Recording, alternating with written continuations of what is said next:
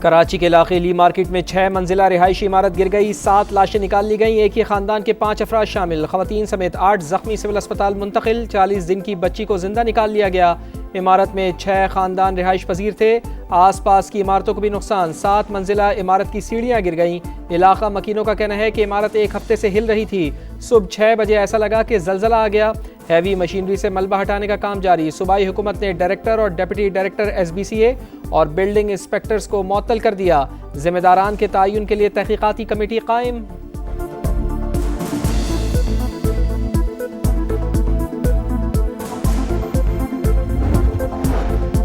کراچی میں عمارت گرنے کے واقعے پر سیاسی قیادت کا گہرے دکھ اور رنج کا اظہار، صدر مملکت کی سندھ حکومت کو امدادی سرگرمیوں میں تیزی لانے کی ہدایت، حادثے کی وجوہات کے فوری تعین کا حکم، وزیر اعظم شہباز شریف کا جاں بحق افراد کے لواحقین سے اظہار تعزیت، زخمیوں کو ہر ممکن طبی سہولتیں فراہم کرنے کی ہدایت، کہا مستقبل میں ایسے حادثات سے بچاؤ کے لیے ترجیحی بنیادوں پر حکمت عملی ترتیب دی جائے۔ بلاول بھٹو نے کہا یقین دلاتا ہوں سندھ حکومت ہر ممکن امداد فراہم کرے گی۔ وزیر بلدیات سعید غنی نے کہا مافیا غیر قانونی عمارتیں بنانے کے لیے سرگرم ہے، لوگ نوٹس کے باوجود عمارتیں خالی نہیں کرتے، جانیں بچانے کے لیے جبری بے دخلی زیر غور ہے، لوگ مدد کے لیے پکارتے رہے، میئر کراچی منظر سے غائب رہے، مرتضی وہاب 4.5 گھنٹے بعد جائے حادثہ پہنچے۔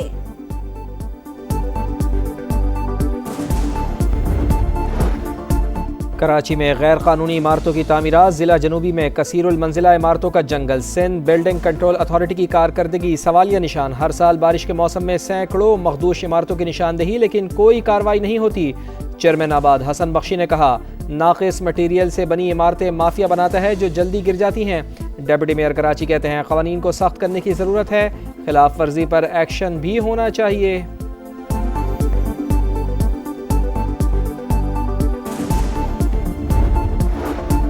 پانی 24 کروڑ عوام کی لائف لائن، سندھ طاس معاہدے کی معطلی ناقابل قبول، پانی کو ہتھیار بنانا خطرناک ہے، بھارتی اقدام جارحیت کے مترادف ہے، عالمی ثالثی عدالت نے بھارتی موقف مسترد کر دیا، بھارت نے ایک واقعے کو بنیاد بنا کر پاکستان پر بلا جواز جارحیت کی، فیلڈ مارشل سید عاصم منیر کی قیادت میں مسلح افواج نے دشمن کو بہادری سے جواب دیا، وزیر اعظم شہباز شریف کا آذربائیجان میں ECO سربراہ اجلاس سے خطاب، ایران پر اسرائیلی حملے کی شدید مذمت، کہا غزہ میں شہریوں کو بھوک سے مارا جا رہا ہے، غزہ ہو یا مقبوضہ کشمیر، پاکستان مظلوم عوام کے ساتھ ہے۔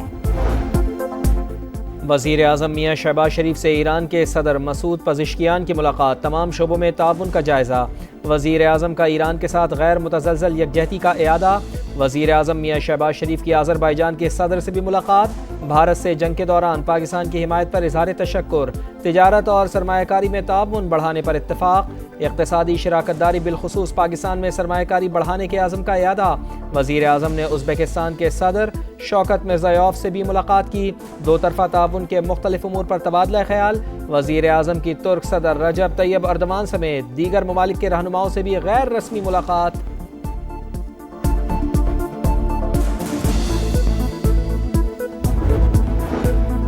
الیکشن کمیشن نے خیبر پختونخوا میں سینٹ کی خالی نشستوں پر انتخابات کا شیڈیول جاری کر دیا، پولنگ 21 جولائی کو ہوگی، 7 جنرل، 2 خواتین، 2 ٹیکنوکریٹ اور 1 علماء کی سیٹ پر الیکشن ہوگا۔ نواز شریف کی بانی سے ملاقات کے لیے اڈیالہ جیل جانے کی باتیں چائے مگوئیاں ہیں، کوئی ٹھوس چیز سامنے نہیں آئی، PTI رہنما سلمان اکرم راجہ کہتے ہیں اگر نواز شریف کو آئین پر واپسی کے لیے اختیار مل گیا تو ملاقات کا خیر مقدم کریں گے،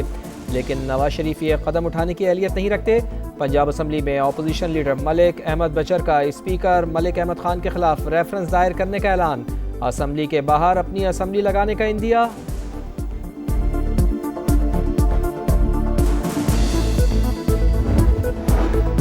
نواز شریف نہ تو اڈیالہ جائیں گے نہ ہی بنی گالا، رانا ثنا کا PTI کو جواب، کہا لیگی صدر کا واضح موقف ہے کہ تمام سیاسی جماعتوں سے بات ہونی چاہیے، وہ چاہتے ہیں ملک میں جمہوریت پروان چڑھے۔ طارق فضل چودھری نے کہا نواز شریف اڈیالہ جیل کا دروازہ کھلوا سکتے ہیں، لیگی قیادت نے ہمیشہ سیاسی افہام و تفہیم کی بات کی، حکومت مذاکرات کے لیے بھی تیار ہے، اپوزیشن انتشار کی سیاست چھوڑ کر آگے بڑھے۔ وزیر اعلیٰ پنجاب کا پاک پتن DHQ اسپتال کا دورہ، 20 بچوں کی اموات پر سخت ایکشن، CEO ہیلتھ اور MS کو گرفتار کروا دیا، DC کو چارج چھوڑنے اور اسپتال کے آلات کے آڈٹ کا حکم، کہا 100 ارب روپے میڈیسن کے لیے دے رہے ہیں، عوام کو دوائیں کیوں نہیں مل رہی؟ کیا لوگ اسپتالوں میں مرنے کے لیے آتے ہیں؟ قتل کے لیے ہتھیار ضروری نہیں، مجرمانہ غفلت ہی کافی ہے۔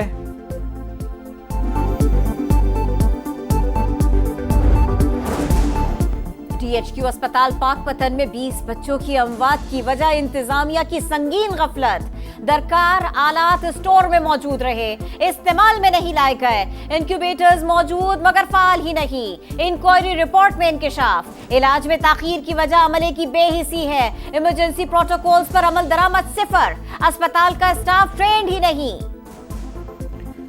SCO اجلاس کے اختتام پر وفاقی وزیر عبدالعلیم خان سے چیئرمین CRBC ڈوفائی کی ملاقات، پاکستان میں موٹر وے سمیت مواصلات کے شعبے میں سرمایہ کاری کے لیے اظہار دلچسپی، کراچی سے حیدرآباد اور سکھر سے حیدرآباد موٹر وے پر بھی سرمایہ کاری متوقع، عبدالعلیم خان کی جانب سے چینی ادارے کو مکمل تعاون کی یقین دہانی، وفاقی وزیر نے ایشین انفراسٹرکچر انویسٹمنٹ بینک کا دورہ بھی کیا، سینئر حکام سے سرمایہ کاری پر گفتگو، کہا M6 اور M9 جیسے منصوبے سندھ اور ملکی معیشت کا رخ بدل سکتے ہیں۔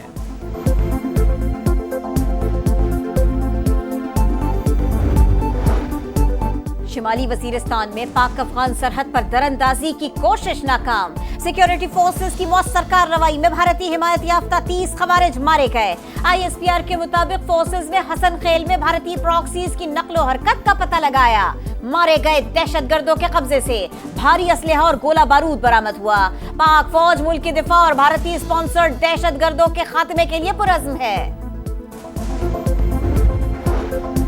لاہور میں موسلادھار بارش، گلبرگ، ماڈل ٹاؤن، ٹھوکر نیاز بیگ، لکشمی چوک، گلشن راوی اور گارڈن ٹاؤن سمیت مختلف علاقوں میں بادل جم کر برسے، موسم خوشگوار۔ فیصل آباد میں ہلکی بارش سے حبس کی چھٹی، حافظ آباد میں بھی رم جھم، آزاد کشمیر اور بلوچستان کے مختلف علاقوں میں بھی ابر رحمت، کراچی میں ہلکی بارش کا امکان۔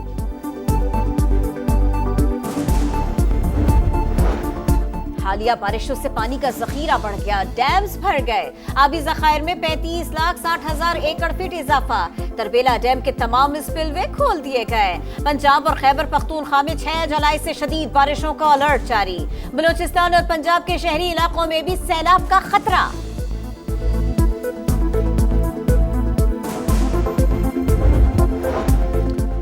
وادی نیلم میں چلہانہ کے مقام پر گاڑی گہری کھائی میں جا گری، انتظامیہ کے مطابق حادثے میں 6 افراد جاں بحق ہوئے، ایک بچہ لاپتہ، پولیس اور ریسکیو ٹیمیں امدادی کاموں میں مصروف۔ ثانیہ سوات کی تحقیقات DGPDMA انکوائری کمیٹی میں پیش، کیا بارش اور سیلاب سے متعلق اداروں کو پیش کی آگاہ کر دیا تھا؟ انکوائری کمیٹی کا سوال۔ اسفندیار خٹک نے کہا 23 جون کو پری مانسون بارشوں کے حوالے سے الرٹ جاری کیا، سوات سمیت مختلف اضلاع میں 25 جون سے تیز بارشوں کی پیش گوئی تھی، ندی نالوں میں سیلاب سے خبردار کیا تھا، ضلعی انتظامیہ کو فنڈز بھی جاری کیے تھے۔ ملک بھر میں 8 محرم الحرام کے جلوس، کراچی میں نشتر پارک سے مرکزی جلوس، روایتی راستوں پر گامزن، سیکیورٹی کے سخت اقدامات، موبائل فون سروس جزوی طور پر بند، لاہور میں امام بارگاہ سندرداس سے مرکزی جلوس برآمد، اسلام آباد میں موبائل کنٹرول روم قائم، وزیر مملکت طلال چودھری کا G6 کا دورہ۔